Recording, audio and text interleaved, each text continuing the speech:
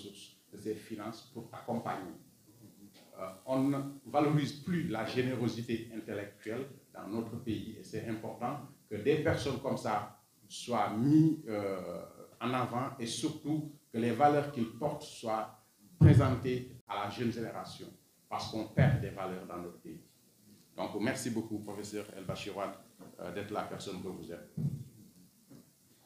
Le débat donc, va porter sur les enjeux de la recherche dans les business schools en Afrique. Un sujet vaste dans un environnement très compliqué, un environnement où les universités publiques même ont du mal à produire une recherche scientifique de qualité. En fait, je vais nuancer mon propos. Une recherche scientifique qui a une portée sur la vie et sur l'économie nationale. Nous avons de très bons chercheurs dans nos universités qui publient des articles dans les revues les plus réputées, dans le domaine des sciences de gestion qui nous intéresse ici, mais aussi dans d'autres domaines. Malheureusement, cette recherche aujourd'hui est désarticulée par rapport aux enjeux de société. Dans un contexte comme celui-ci, où la recherche est faite à viser d'avancement de carrière, parce que les chercheurs dans nos universités publiques font la recherche publique pour avancer dans leur carrière, dans un environnement où il n'y a pas des incitations fortes à la recherche, demander aux business schools de faire de la recherche, c'est un défi important. Bon an, mal an, ces établissements se donnent les moyens de réaliser de la recherche. La question est de savoir, la recherche, pourquoi faire dans les business schools? Est-ce pour la reconnaissance internationale? Dans un marché qui s'est mondialisé, Madame la Présidente parlait tout à l'heure du nombre d'étudiants étrangers qui viennent à AFI. Est-ce qu'il faut faire de la recherche pour envoyer des signaux de qualité capables d'attirer des étudiants qui viennent d'ailleurs? Est-ce pour prendre en charge des préoccupations locales, notamment des entreprises par exemple, qui permettent d'avoir des compétences meilleures pour développer les pratiques managériales, mais aussi les pratiques de gestion dans ces entreprises? Est-ce pour produire de la connaissance fondamentale? Est-ce que c'est le rôle d'une business school que de produire une connaissance fondamentale? Est-ce pour améliorer les contenus de l'enseignement à travers, par exemple, la production d'outils pédagogiques capables de mettre en relation les besoins de ces étudiants avec la réalité socio-culturelle? Est-ce pour des accréditations nationales? Je fais un clin d'œil à professeur Senghane Mbodj.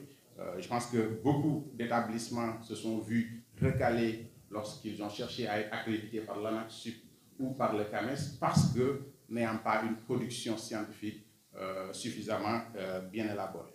Très content d'avoir AFI Research Center créé qui donne l'ambition de se doter d'un personnel de recherche capable de porter les défis de la recherche à AFI.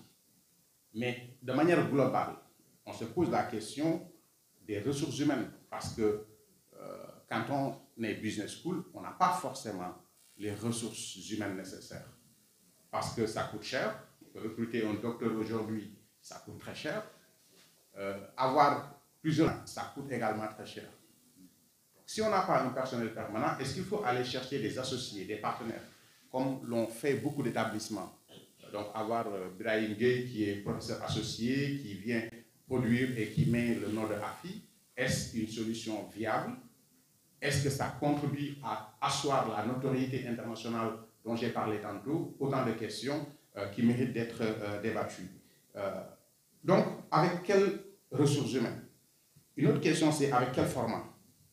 Est-ce qu'il faut produire de la connaissance et publier des articles scientifiques publiés dans les revues à comité de lecture au niveau international, ce qui est très exigeant, un processus très long, des conditions de travail très difficiles? Est-ce que les business schools ont besoin de cela? Ou bien est-ce qu'il faut produire des études de cas, des notes sectorielles, capables de rendre compte de la réalité locale de manière beaucoup plus directe? Autant de questions qu'il faut se poser. Et enfin, avec quelles ressources? La recherche, ça coûte cher. Il faut un budget important il faut des moyens, il faut donner à la mobilité des chercheurs les moyens de faire de la recherche. Est-ce qu'il faut aller vers les fonds compétitifs? On a parlé ici du projet dont AFI est partenaire avec l'Université de Rennes 2. Est-ce que c'est ça la solution? Autant de questions que j'ai voulu mettre sur la table et que j'adresse à nos chers panélistes pour voir quels sont les enjeux de la recherche dans les business schools en Afrique. Je vais commencer naturellement par le professeur Marito Niang, du fait de son travail au niveau institutionnel, du fait de son implication dans l'élaboration d'un écosystème important et surtout du fait, tout simplement, qu'il est un universitaire, qu'il est un scientifique et c'est quelqu'un qui pense le progrès à travers la recherche. Donc, professeur Marito Niang, vous avez la parole.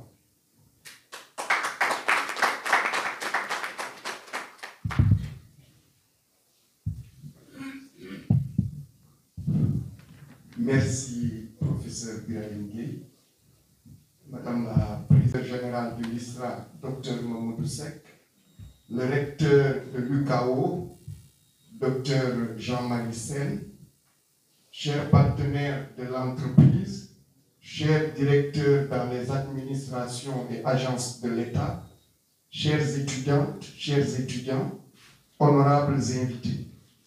Je voudrais, comme le modérateur l'a fait, rendre un hommage à M.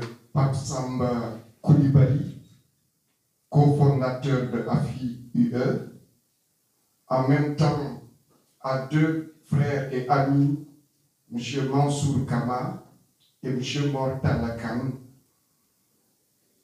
Je voudrais saluer et remercier ma sœur Sophie, Madame la directrice générale Sophie Coulibaly, remercier ma sœur Mariama Coulibaly, présidente, et aussi remercier Madame Fatou Bintou qui a assuré la liaison. Je salue tous les invités. La question qui est posée, comme l'a dit le modérateur, la question des enjeux de la recherche, c'est un peu ce qui nous distingue, enseignement supérieur, de l'éducation nationale. Quand on me demande quelle est la différence entre un lycée et une université, je dis c'est la recherche. Je ne réfléchis même pas. Et elle est fondamentale parce qu'elle participe à la production de connaissances. Elle est aussi, et Madame la Présidente l'a bien rappelé dans son intervention, puisque l'enseignement supérieur public est régi par une loi, la loi de 2016 relative aux universités publiques, qui précise les missions des universités. Et cette loi a amené 3 innovations fondamentales. La première innovation, c'est de prolonger la recherche par l'innovation. Dans l'émission, l'innovation n'est pas explicitement citée, mais dans les termes de l'innovation, de la recherche, c'est l'innovation qui est visée. La deuxième mission, elle l'a signalé aussi, c'est l'accompagnement des étudiants à l'insertion. Enfin, la troisième mission, c'est le service à la communauté. C'est pour dire que le cadre juridique de nos institutions d'enseignement supérieur a été recentré. Non plus des institutions recroquevillées en elles-mêmes, mais des institutions ouvertes sur la société, sur le monde socio-économique et des institutions en interaction avec la société, le monde socio-économique. Et ceci est un enjeu majeur. Et c'est pourquoi je félicite AFI-UE du choix de ce thème. Et tout à l'heure, l'exposé sur le Scientific Research Lab, je pense que c'est quelque chose de très important. Et cela sans doute anticipe sur des aspects de mon intervention. Alors, pourquoi la recherche dans les business schools? Je pense qu'elle est d'abord, comme toute recherche, une nécessité de produire des connaissances nouvelles. Parce que dans le domaine, quel que soit d'ailleurs le domaine dans lequel on intervient, la connaissance évolue et ce qui la fait évoluer, c'est la recherche pour produire des connaissances nouvelles. Et cela, qu'elle soit fondamentale ou appliquée ou, comme on dit, qu'elle cherche à résoudre des questions qui se posent, peu importe, il faut produire des connaissances nouvelles. Ça, c'est le premier aspect. Le deuxième aspect, c'est un aspect d'interaction. Parce que, à la fois, on produit des connaissances nouvelles, mais à la fois, cela aide à les transmettre aux premiers bénéficiaires, qui sont les étudiantes et les étudiants. Donc, cela participe à renforcer la qualité des enseignements.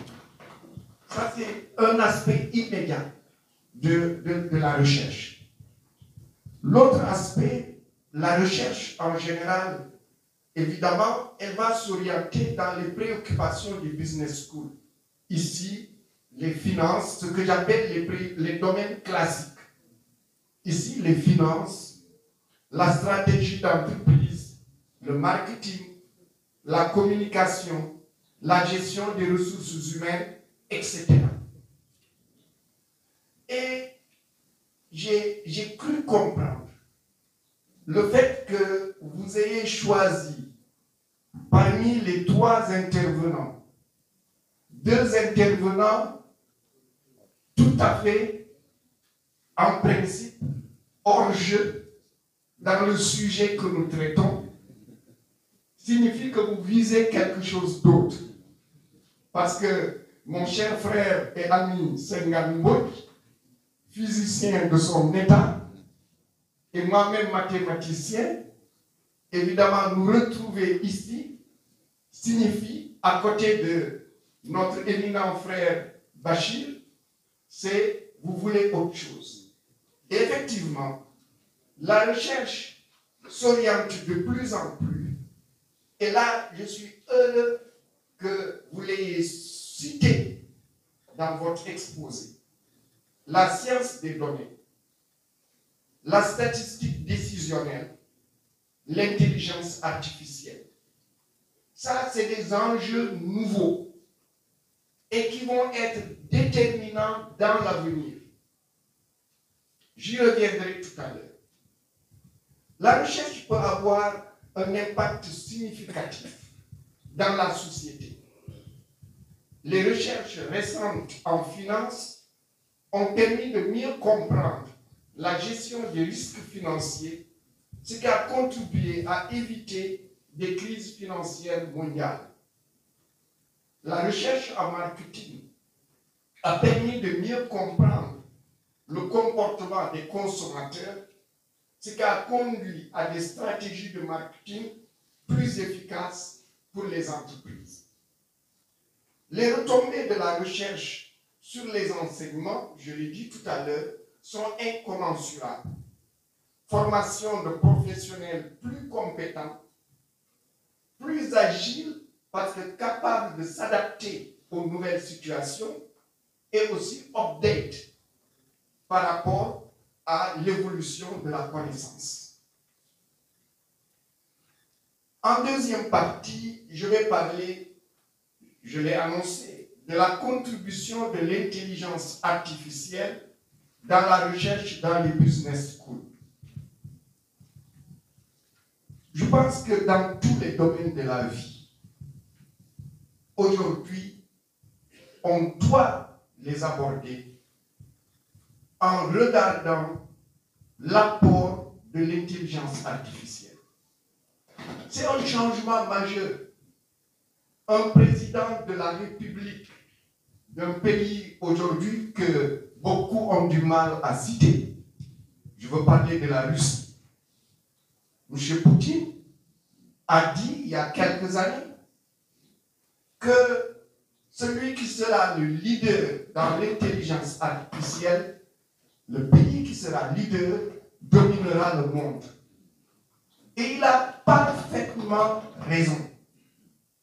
Et je pense que nous autres Africains, nous devons prendre cette question à bras le corps. J'entends toujours des voix qui sont les voix qui nous ont retardés en 1960.